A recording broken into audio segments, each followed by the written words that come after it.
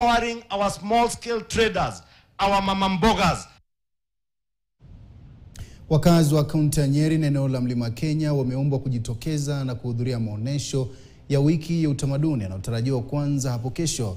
Maonesho hayo yataleta pamoja washikadau kutoka sekta mbalimbali zikiwemo biashara, utalii, wamiliki wa mikahawa, wasanii wengine wengi na kunufaika na vituo vingi tu vya utalii vilivyo katika kaunti hiyo.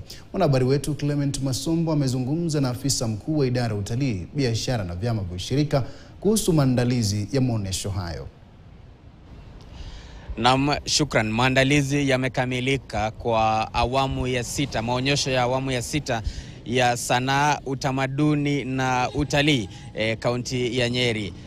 Huu mwaka mambo mengi tu yanatarajiwa kuonyeshwa, kukiwa na talanta mbalimbali ambazo pia zitakuwa zinajitokeza pale.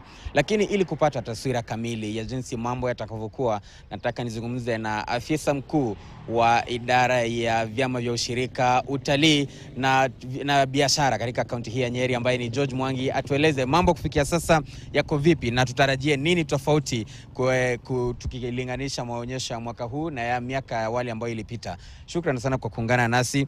Labda utupe taswira kamili ya mambo yatakavyokuwa na maandalizi umefikia wapi kama idara ya utalii na sanaa hapa. Asante sana Clement. Sasa tuko katika kilele. Manake tumekuwa tukiandaa haya maonyesho kwa muda wa karibu miezi 3. Tumekuwa na kamati andalizi ambayo ilikuwa inatayarisha haya maonyesho. Sasa tuko zile za mwisho.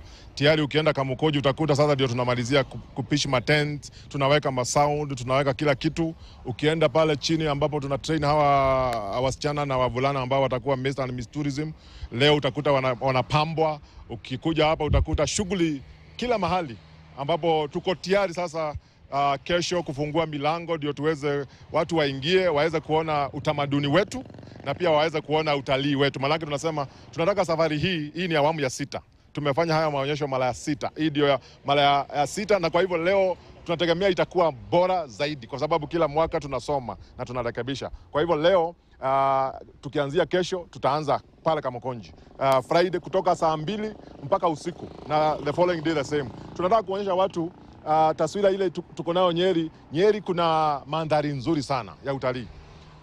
Ukiwa hapa Nyeri utakuta tuko na Aberdares Forest hapa karibu tu, kilomita 15 kutoka hapa. Kutoka hapa pia tuko na Mount Kenya ambayo ni kilomita kama 60 kutoka hapa. Utakuta kuna ile tunaita local tourism circuit tumeweza kudevelop. Tuna pale Kahigani ambapo mpigania uhuru mashuhuri ambaye anajulikana kama Dedan Kimathi Waciuri alipigwa risasi na akanyakuliwa na wakoloni. Pale tumejenga mnara, tumejenga chumba na tunataka pia watu waende hapo. Hapo chini kuna pahali kunaitwa Zaina ambapo mto Chania na mto Zaina zinakutana. Kuna mandhari nzuri sana watu kwenda pale kutulia. Tuko na Baden Powell Cemetery hapa tu Nyeri mjini. Tuko na ile kanisa ambayo Queen Elizabeth alienda kuhudhuria wakati alishakuwa queen. Tuko na treetops pale, na unajua treetops siku hizi imefunguliwa. Yes. Na labda tukizungumzia masuala ya utamaduni, maonyesho haya yanajiri wakati ambapo pia taifa na ulimwengu mzima unaomboleza kifo cha mwandishi wa vitabu maarufu Ngugi wa Thiong'o. Na huyu ni mwandishi ambaye alikuwa anaeneza sana injili ya kudumisha utamaduni. Labda nyinyi kama waandalizi wa maonyesho haya yamejiri wakati ambapo kifo chake pia kimetokea. Pengine mtamkumbuka vipi? Kabisa. Actually ukiangalia page yangu jana usiku na pia page ya governor, tumemwomboleza sana. Na najua kule tutampatia angalau dakika moja tusimame tumheshimu, kwa sababu huyu ni mojawapo wale wasomi wakubwa sana wa literature. Na utakuta kwamba igawaje yeye alikuwa anafunza university kubwa kama University ya Yale kule Marekani na University ya California, even yeye bado anaandika na Kikuyu.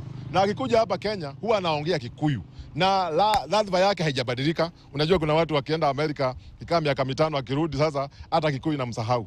Huyu mzee hajasahau Kikuyu, ameandika vitabu chungu nzima kwa Kikuyu. In fact tangu sikumbuki ni mwaka mgani hasa, lakini kuna pahali alifikia akasema haandiki vitabu kwa Kizungu tena. Yeye anaandika kwa Kikuyu, watu wanatafuta tafsiri.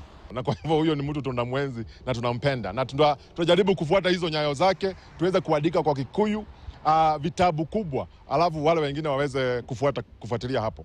Yeah. Naam, shukrani sana. Bila shaka huyo ni George Mwangi ambaye ni afisa mkuu katika idara ya utalii, vyama vya ushirika na biashara hapa kaunti ya Nyeri, akizungumza kuhusu maandalizi ya maonyesho ya awamu hii ya 6 ya utamaduni, sanaa na vile vile utalii. Lakini pia la muhimu ni kwamba ametaja jinsi watakavyomkumbuka mwandishi na msomi Ngugi wa Thiong'o ambaye alidumisha sana, alikuwa anaeneza sana anaeneza sana injili ya kudumisha utamaduni. Kutoka kaunti ya Nyeri ni hayo tu, lakini bila shaka hii ni taarifa ambayo tutazidi kufuatilia kutoka maonyesho haya yatakapoanza siku ya Ijumaa hadi yatakapokamilika siku ya Jumamosi.